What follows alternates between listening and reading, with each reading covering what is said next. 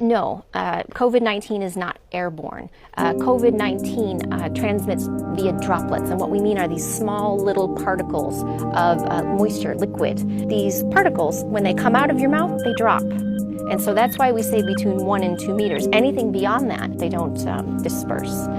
So no, it's not airborne. It's through close contact and through respiratory droplets. But the one thing I should say is that in healthcare facilities, we do tell healthcare workers that when they are treating patients, very sick patients, where they have to intubate them, and sometimes you have particles that could be dispersed much further than just that 1 to 2 meters.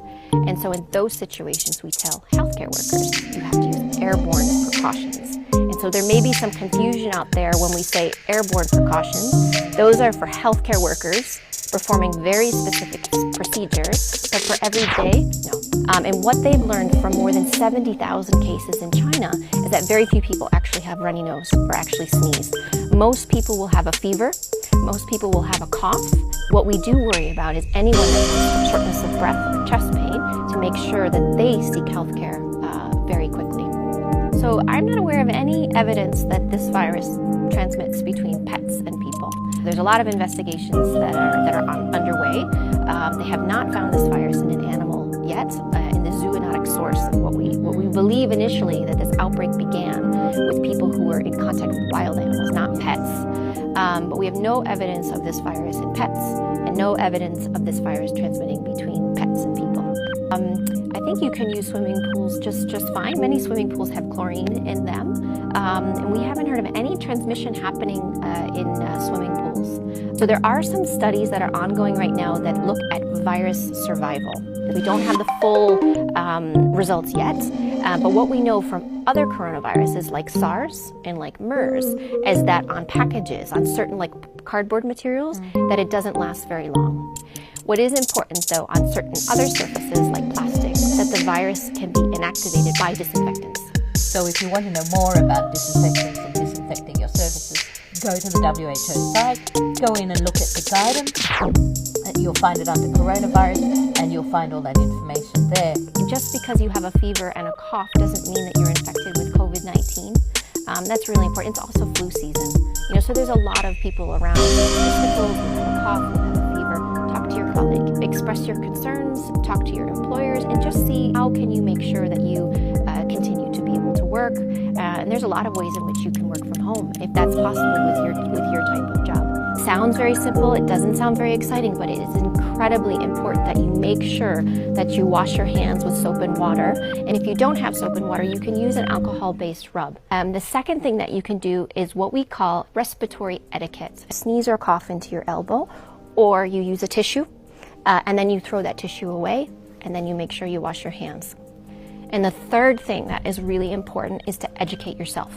So make sure that you have the latest information from WHO, from trusted sources. This is a rapidly changing situation, and so the more we learn, the more we want you to know about this. And by educating yourself, you can make sure that you protect yourself and you protect your family.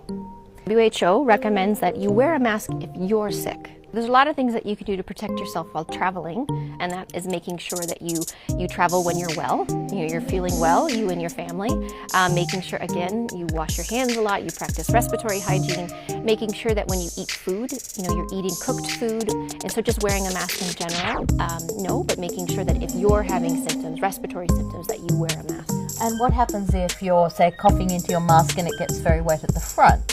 You need to replace your mask. If you don't touch the front, you take them off from the sides, discard them, wash your hands, and put another mask on. And when you discard them, you would make sure that you discard them somewhere safe? That's right, in a bin that is covered. Yes, that's right.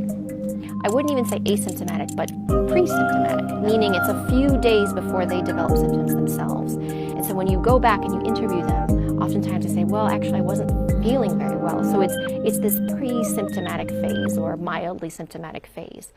Having said that, it is possible, and we do have some case reports of truly asymptomatic people that can infect, but we don't believe that they play a major role in transmission. The important number of days has to do with what we call the incubation period, the time that you are infected to the time that you develop symptoms. We believe that most people will show symptoms 5 or 6 days after they are actually infected.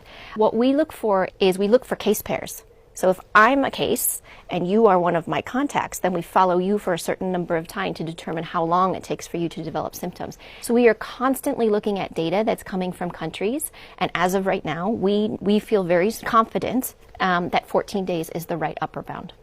We are learning about what this virus can do in different countries. You know, there's a lot of cases in China, and there's some colder climates there. I was in Beijing recently, but I was also in Guangzhou, which is more southern part of the country, which was much warmer.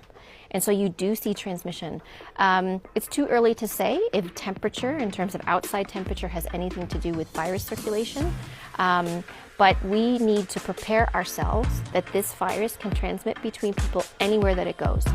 There was a really big report that came out of China. I think it was last week, where it was looking at 55,000 cases. I think it was 2% of those infected were among children. And that's a very low number. And that's important to know, because in flu, for example, children are really important in transmitting this virus. But in COVID-19, they don't seem to be. We don't know why yet. And so that's a big point of research. But even the children who are infected, many of them will have mild disease. The majority of people who are infected with COVID-19 will have a mild disease, which may actually include a mild form of pneumonia. Antibiotics will not work against COVID-19 because that's a virus, but I know that you could have a co-infection with a bacteria, and an antibiotic may be helpful for that, but it won't actually work against a virus. Please come back to the WHO website and look at what we have posted. There's new postings every day, whether there are situation reports, which gives you an overview of the latest cases and what WHO is doing. There are myth busters, there are videos that can help you, teach you about, like I said, how to wash your hands, how to make sure you wear masks appropriately, and many other things. But please do continually, read about this and look at the websites and make sure you have the latest information at hand.